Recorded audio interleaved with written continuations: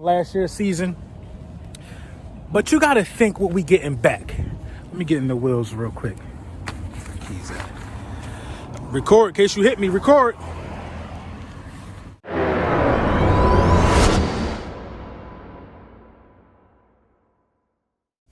Yeah. Lord Brunson back at you with the back at you, and I am the best reporting on the Eagles.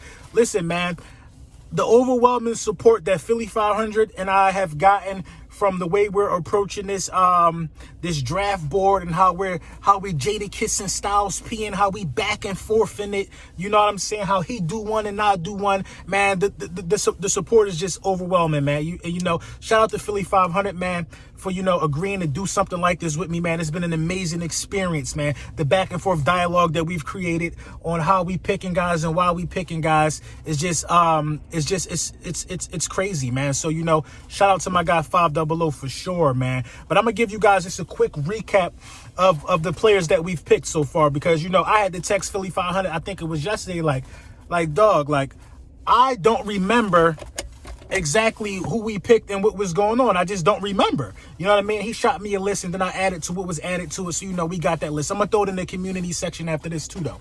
But, so we got Henry Ruggs in no particular order. We got Henry Ruggs, the speedster that everybody's projecting us to get. Michael Pittman, my dark horse, who I don't think we're going to draft him, but I think he's going to be a star in the NFL. And we probably can start regretting it the same way we regret DK Metcalf. And now I'm not going to let y'all live this down. Y'all gave me the hardest time when I said that we need DK Metcalf, the hardest time. And and now look at the situation we in. CeeDee Lamb, I mean, a lot of drafts that I'm seeing are predicting CeeDee Lamb to slip to like 15th, 16th. At that point, you know what you got to do. You got to trade up and grab a guy of that stature.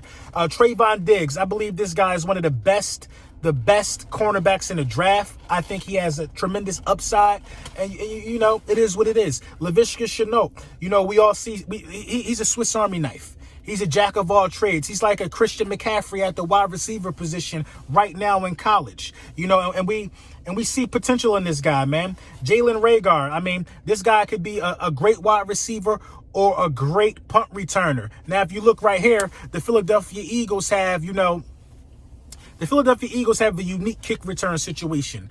I think we were the 14th best kick return team at somewhere close to 25 yards per game, but we were the 6th worst punt return team. Jalen Reagor can help in a situation like that. He was a great wide receiver and a great punt returner in college.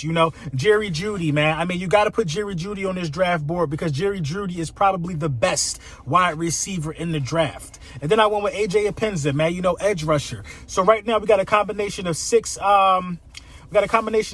offensive players, all of them being wide receivers.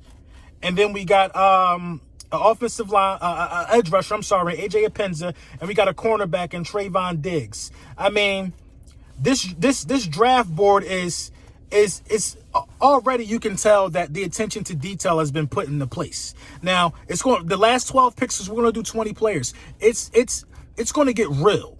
It's going to get real. Coming up real shortly with Philly 500 pick. I think it's going to start getting real. And you know what I mean? I think Philly 500 is going to kick it off. But as you can see, this just lines up beautifully with the wide receivers, because we need them. Cornerback, we need one. And the edge rusher, we need that as well. So you know what I mean? I just can't say enough how happy I am that it paid. Hey, yo, LB, the NFC East champs are here. And do you realize that the last time the Eagles took a corner in the first round was Lito Shepherd of Florida? Lito Shepherd of Florida, that was a long time ago. Well, you know what?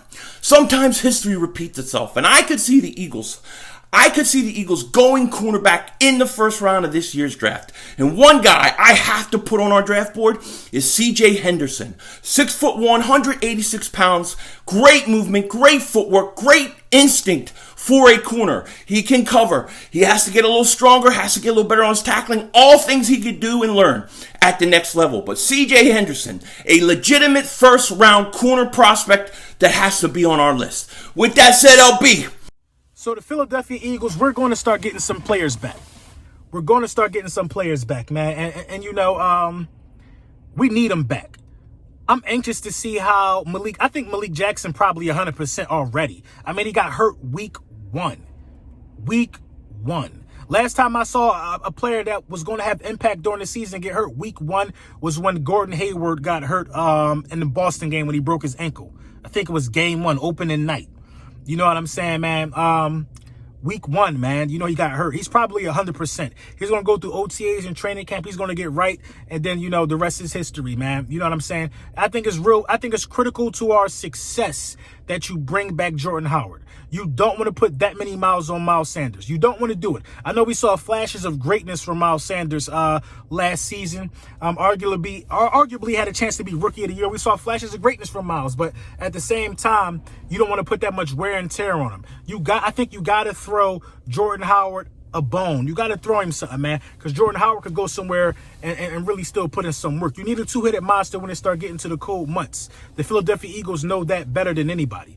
You want to talk about your three running backs, that should be on this list. Boston Scott, Miles Sanders, and Jordan Howard. You got to find a way to get it done. I think some money will be left over. Some money will be available because you have the opportunity to let go of Ronald Darby. You will let go of Nelson Aguilar. These guys will hit the open market. You're going to run into a situation to where you have an abundance of cap space to make things happen and to shore up so many spots that are spots of need for us. You know what I'm saying? A lot of talk about Vic Beasley. You know, Atlanta's not going to re-sign him. I think Vic Beasley is a Tasmanian devil out there in the linebacking core, man. A lot of talks of a lot of guys being let go, a lot of speculation, and you know, definitely is going to be a lot of assuming of guys' salary and stuff like that. But what the Philadelphia Eagles have to do is plug the obvious holes. The obvious holes were this. If Carson Wentz would have had a healthy wide receiver group, Carson Wentz would have threw for over 4,500 passing yards and 30 touchdowns last season. I mean, he damn near did it if you talk about the drops, the game-winning drops. Carson Wentz would have, we would have took the division by storm. We wouldn't have been in no wild card round probably if dudes could catch the ball. Now, they're going to give J.J. Arcega-Whiteside another chance to develop, whether we like it or not. J.J. going to get another chance to develop. He was only in his rookie year. I could be sympathetic to that, but I wasn't pleased with his with his output in his rookie year because there were a lot of rookie wide receivers who were able to get who were able to establish themselves as, if not number ones, dominant number twos in the NFL. So I'm not going to, cut him no slack right there. Edge rushing got to improve. I mean, Derek Barnett got to continue to develop. Brandon Graham had a Pro Bowl year last season. I'm not discouraged from what I've seen from Brandon Graham or Fletcher Cox, but I think that Malik Jackson coming back is definitely going to help that defensive front. Cornerback is a real huge concern of mine. Now, you got to bring back Jalen Mills. I'm sorry, you got to. A lot of people don't like the Green Goblin. I absolutely love Jalen Mills. You got to bring back Jalen Mills. I think Sidney Jones takes a huge step forward. I cannot wait to see Sidney Jones next year. With Ronald Darby gone, that's a hole that got to be filled by an experienced veteran.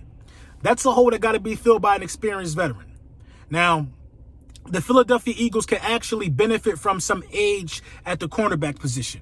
A lot of people say we got an old roster, but some age at the cornerback position could really help these guys. The guy from Denver, who primarily plays in the slot, I'm drawing a blank right now. I'll put it on the screen, but y'all know who I'm talking about, man. The dude, Chris Havers Jr.